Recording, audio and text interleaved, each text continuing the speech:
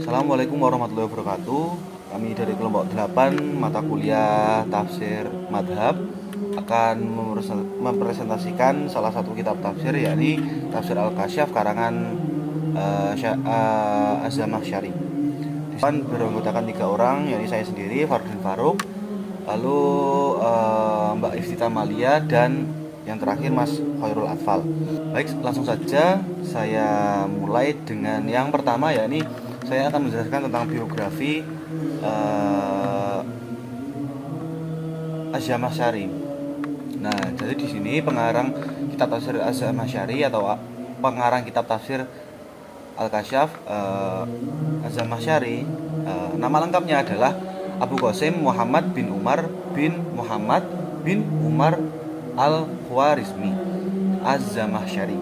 Nah, beliau lahir itu di Zamakhsyar, salah satu daerah di Khwarizm, pada 27 Rajab tahun 467 Hijriah, dan bertepatan pada saat itu Masehinya yaitu 1047. Nah, beliau ini lingkungannya dikelilingi oleh kawasan masyarakat yang sangat bersemangat tentang ilmu, pengetahuan dan rasa sosial. Nah, pada masa tersebut beliau hidup di zaman Bani Saljuk. Nama sultannya yakni Sultan Jalaluddin wa Dunya. Lalu ada menterinya yang terkenal di dalam sejarah, yaitu Nizamul Muluk. Nah, di sini dari biografi beliau, ayah dan ibunya yaitu sangat taat beribadah gitu. Taat beribadah, taat agama, dan taat negara. Nah, untuk perjalanan beliau sendiri dikenal seorang yang gigih dalam melakukan perjalanan dari satu tempat ke tempat yang lain. Untuk tempat yang pertama yang beliau singgahi dan menjadi tujuan adalah Baghdad, lalu Khurasan dan Al-Quds, lalu atau Palestina. Nah, di situ beliau diriwayatkan mengarang kitab Al-Kasyafnya itu di situ, di Al-Quds. Lalu untuk lama kepenulisannya, yaitu menurut referensi yang kami ambil, yaitu 2 tahun lebih beberapa bulan. Dan lalu permulaan untuk latar belakang beliau mengarang kitab Al-Kasyaf, yakni dimintai oleh sebuah golongan yaitu Mu'tazilah, yang di situ beliau juga sudah dari kecil mendapat dikelilingi lingkungan Mu'tazilah. Dan di dalam kitabnya sendiri beliau menegaskan di Muqaddimah, insyaallah itu beliau sangat menegaskan tentang Mu'tazilah itu, dan beliau mengakui. Nah, selain Al-Kasyaf juga beliau sangat hebat sekali. Beliau juga mempunyai banyak karangan di bidang fikih, di bidang teologi, hadis, ilmu ala, dan sebagainya, masih banyak sekali. Selanjutnya yang saya akan jelaskan yaitu adalah metode penafsiran yang beliau gunakan dalam kitab Al-Kasyaf, yakni beliau menggunakan metode tahlili, yang dimana beliau menafsirkan Al-Quran menafsirkan dengan urutan ayat dan surat dan surat dari surat 1 ke surat lainnya, dari surat Al-Fatihah sampai An-Nas, dari ayat 1 sampai terakhir begitu. Lalu beliau menguraikan berbagai makna serta berbagai aspek sesuai dengan urutan bacaan dalam Al-Quran. Mungkin sekian dari penjelasan saya. Dilanjutkan penjelasan yang bab selanjutnya oleh Mbak Iftita atau Mas Atfal. Terima kasih. Pembahasan selanjutnya yaitu tentang kelebihan dan kekurangan tafsir Al-Kasyaf karya Az-Zamakhsyari. Adapun kelebihan yang pertama yaitu metode tafsir yang digunakan begitu unik. Mengapa? Karena Imam Az-Zamakhsyari menggunakan pendekatan linguistik dalam menafsirkan ayat Al-Quran, dan juga beliau memperhatikan struktur kosakata bahasa Arab yang digunakan. Adapun kelebihan yang kedua yaitu menyelami makna ayat Al-Quran secara mendalam. Imam Az-Zamakhsyari menjelaskan makna ayat Al-Quran secara terperinci dengan memperhatikan konteks sejarah dan lingkungan di mana ayat tersebut diturunkan. Adapun yang ketiga yaitu menjembatani perbedaan pandangan ulama. Tafsir Al-Kasyaf ini sering dijadikan sebagai rujukan oleh para ulama. Mengapa? Karena Imam Az-Zamakhsyari mampu menyajikan interpretasi ayat Al-Quran yang bermacam-macam. Adapun kelebihan yang keempat yaitu mudah dipahami. Imam Az-Zamakhsyari menggunakan bahasa yang mudah dipahami oleh para pembaca dari berbagai latar belakang. Adapun kelebihan yang kelima yaitu terjemahan ke dalam berbagai bahasa. Tafsir Al-Kasyaf ini telah diterjemahkan ke dalam berbagai bahasa sehingga memungkinkan masyarakat dari berbagai negara dapat mempelajari Al-Quran. Seperti karya manusia lainnya, tafsir Al-Kasyaf ini juga memiliki beberapa kekurangan. Adapun kekurangan yang pertama yaitu cenderung bersifat sunni. Mengapa? Karena Imam Az-Zamakhsyari merupakan seorang ulama sunni sehingga tafsirnya cenderung memperkuat pandangan sunni dan juga mungkin tidak diberikan penjelasan yang cukup tentang pandangan lain. Adapun kekurangan yang kedua yaitu terbatas pada konteks sejarah. Imam Az-Zamakhsyari memberikan banyak penjelasan tentang konteks sejarah ayat Al-Quran. Namun terkadang penjelasan ini tidak selalu relevan dengan situasi atau konteks kekinian yang dihadapi oleh para umat Islam. Adapun kekurangan yang ketiga yaitu kurang memperhatikan pada konteks sosial dan budaya. Imam Az-Zamakhsyari lebih fokus pada aspek linguistik pada tafsirnya, sehingga kurang memperhatikan konteks sosial dan budaya masyarakat yang dapat mempengaruhi pemahaman ayat-ayat Al-Quran. Adapun kekurangan yang keempat yaitu terjemahan ke dalam bahasa lain yang kurang akurat. Terjemahan Al-Kasyaf ini mungkin tidak selalu akurat karena dapat. Adapun kekurangan yang nomor 4 yaitu terjemahan ke dalam bahasa lain yang kurang akurat. Terjemahan Al-Kasyaf ke dalam bahasa lain yang mungkin tidak selalu akurat dan juga bisa memberikan salah pengertian kepada para pembaca. Lalu kekurangan yang nomor 5 yaitu tafsirnya begitu panjang dan terperinci. Imam Az-Zamakhsyari memberikan banyak penjelasan dan aspek filosofis sehingga untuk membaca tafsir ini membutuhkan waktu dan kesabaran yang lebih. Terima kasih. Di sini saya akan menjelaskan tentang corak dan juga bentuk penafsiran tafsir Zamakhsyari atau tafsir Al-Kasyaf. Nah, untuk corak sendiri, corak dari tafsir Al-Kasyaf itu lebih ke adabil i'tiqad karena ya sudah jelas dengan latar belakang yang dipakai oleh Zamakhsyari itu dengan i'tiqadinya yaitu tafsir Mu'tazilah. Tapi di sisi lain itu selain Al-Kasyaf, selain Zamakhsyari itu merupakan tokoh teologis, dia juga ahli dalam bahasa yang meliputi entah itu dari sisi balaghah dan juga sisi nahwunya. Itu terbukti dari beberapa penafsiran yang sudah ada dari tafsir Al-Kasyaf tersebut. Sebelum kita masuk ke bentuk penafsiran dari Al-Kasyaf dari Zamakhsyari dalam tafsirnya itu, kita harus mengetahui terlebih dahulu tentang prinsip dasar, prinsip yang dipakai oleh golongan Mu'tazilah secara umum. Prinsip dasar yang dipakai oleh Mu'tazilah secara umum itu ada sekitar 5. Yang pertama di situ adalah tauhid.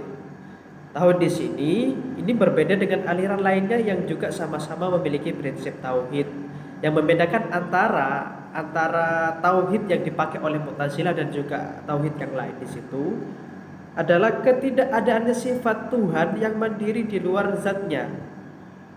Artinya tauhid menurut Mu'tazilah di sini itu ya Tuhan ada dengan dirinya sendiri tanpa ada sifat yang membandingi dengan dirinya. Berbeda dengan golongan Sunni, kalau di golongan Sunni itu tauhid Tuhan ada dengan beberapa sifatnya juga. Ketika menurut Mu'tazilah ketika kita menisbatkan adanya sifat kepada Tuhan, berarti kita sudah menisbatkan sifat tajsim pada Tuhan. Dan tajsim pada Tuhan atau anthropomorphism itu mustahil bagi Tuhan. Kedua, al-adl. Al-adl mungkin ini hampir sama ya dengan al-adl ya, seperti yang umumnya itu.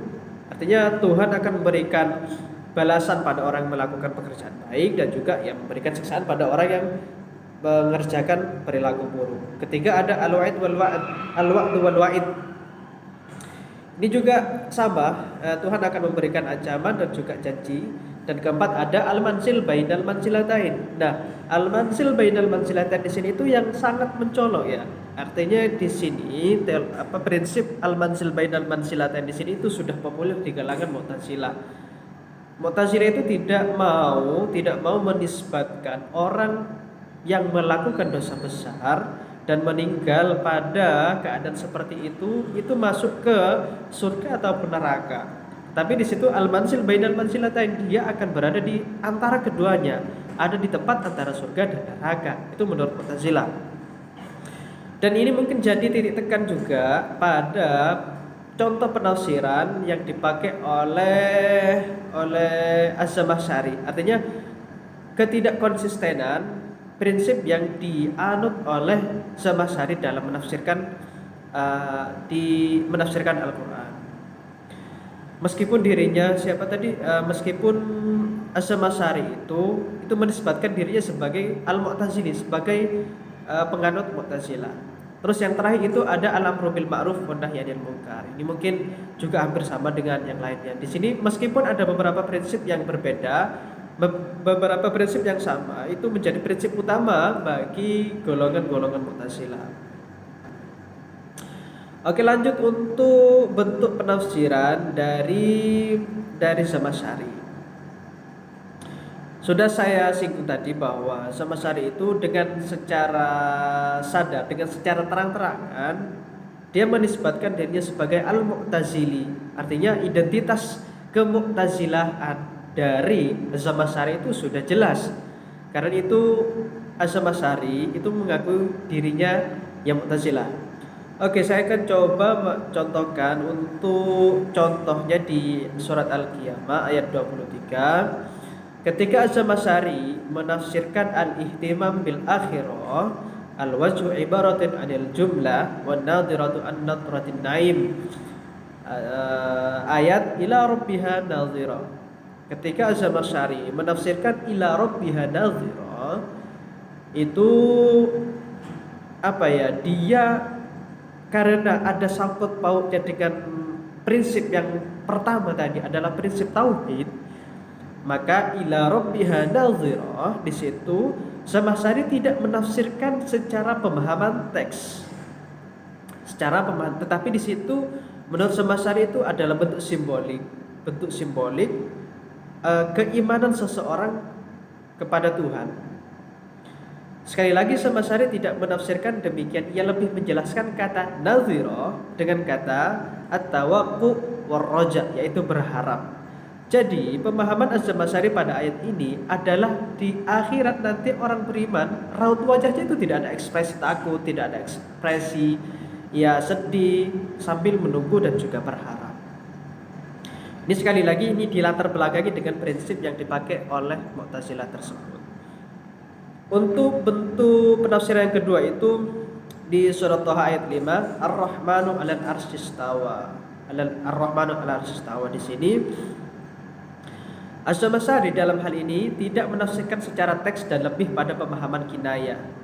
Artinya 'alal 'arsy istawa kinayah kepada sosok raja yang agung yang duduk di atas singgasana. Az-Zamakhsyari menjelaskan bahwa itu hanya sebatas simbol saja, bukan maksudnya Allah duduk di atas arsy. Jika ditafsirkan secara teks, maknanya itu sangat mustahil. Mustahil Tuhan itu punya tempat. Jadi ini yang ayat kedua, yang Thaha dengan ayat sebelumnya itu mungkin hampir sama. Dia meniadakan sifat-sifat yang tidak pantas pada Tuhan, yaitu sifat tajsim atau anthropomorphism.